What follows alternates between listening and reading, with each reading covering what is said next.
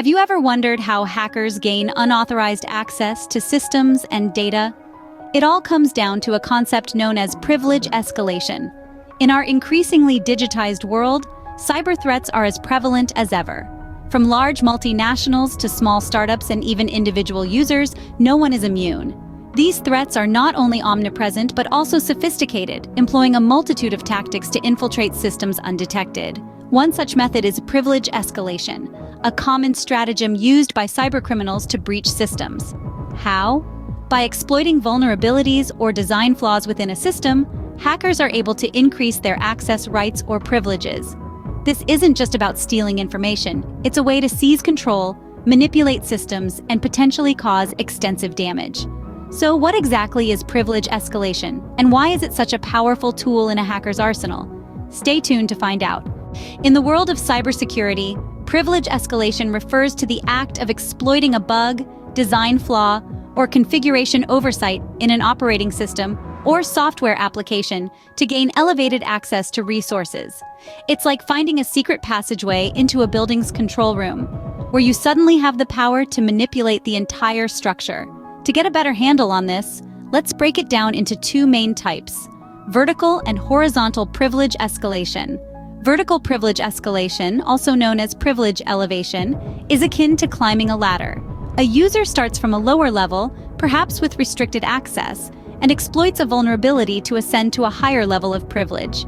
Imagine a janitor who finds a way to access the CEO's office. That's vertical privilege escalation. In the digital realm, this could be a standard user account obtaining administrative rights, suddenly having the ability to change system settings, view confidential data, or even create new user accounts.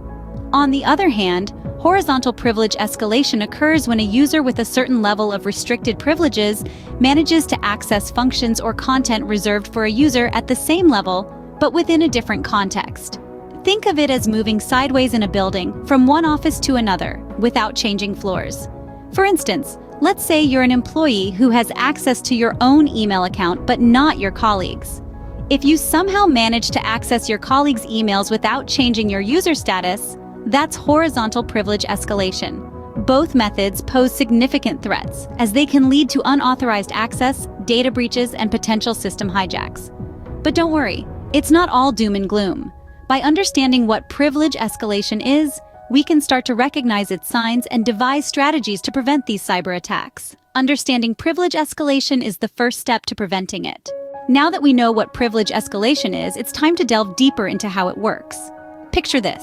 An attacker, like a mouse in a maze, starts at the outer edges with low-level access. Their goal, however, is the cheese at the center, full control. But how do they get there? It's a complex game of cat and mouse, exploiting system vulnerabilities, manipulating users, and sometimes just being really cunning. Like any good strategist, an attacker first maps out the terrain. They assess the system, looking for weak points they can exploit. These vulnerabilities can take many forms, from software bugs to configuration errors. Once they find a vulnerability, they use it as a foothold to gain more access. But it's not always just about finding a backdoor into the system. Sometimes it's about tricking the gatekeeper. Attackers often employ techniques like phishing or baiting to fool users into unwittingly granting them access. Ever received an email from a friend asking you to check out this cool link? That's a classic example. But wait, there's more. Some attackers take a more direct approach, using social engineering to manipulate individuals into giving up their credentials. They might pose as a colleague in distress or a helpful IT technician offering to fix a problem. It's a game of trust, and they're playing to win. And then there are the really crafty ones. These attackers use a combination of techniques to gradually escalate their privileges. They might start by gaining low-level access through a software bug, then trick a user into giving them more access, and finally, manipulate an admin into handing over the keys to the kingdom.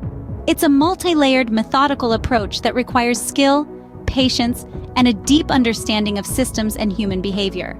As you can see, privilege escalation is a multi-step process that requires skill, patience, and a deep understanding of systems and human behavior. To wrap up, let's summarize the key points about privilege escalation and discuss how to protect against it. Privilege escalation, at its core, is the exploitation of a flaw or weakness in a system to gain unauthorized access or control. It's like a thief finding a hidden key to your house and gaining access to your personal belongings. There are two main types: vertical and horizontal privilege escalation.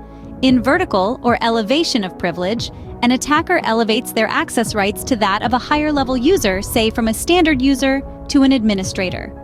Horizontal escalation, on the other hand, occurs when a user with restricted access manages to access functions or content reserved for other users at the same level. Now, how does privilege escalation work? Well, it's all about exploiting vulnerabilities. These vulnerabilities could reside in the system's software, hardware, or even in the practices and behaviors of its users.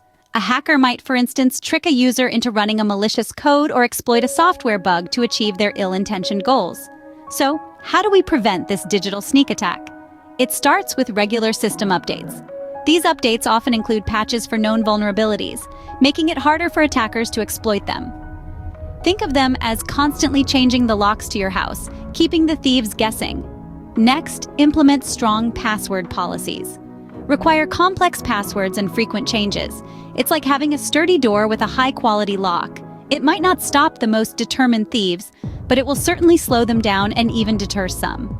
User education is another crucial preventive measure. Teach users about the dangers of phishing attacks, the importance of not sharing passwords, and the need to download only from trusted sources. Informed users are less likely to unwittingly assist in privilege escalation.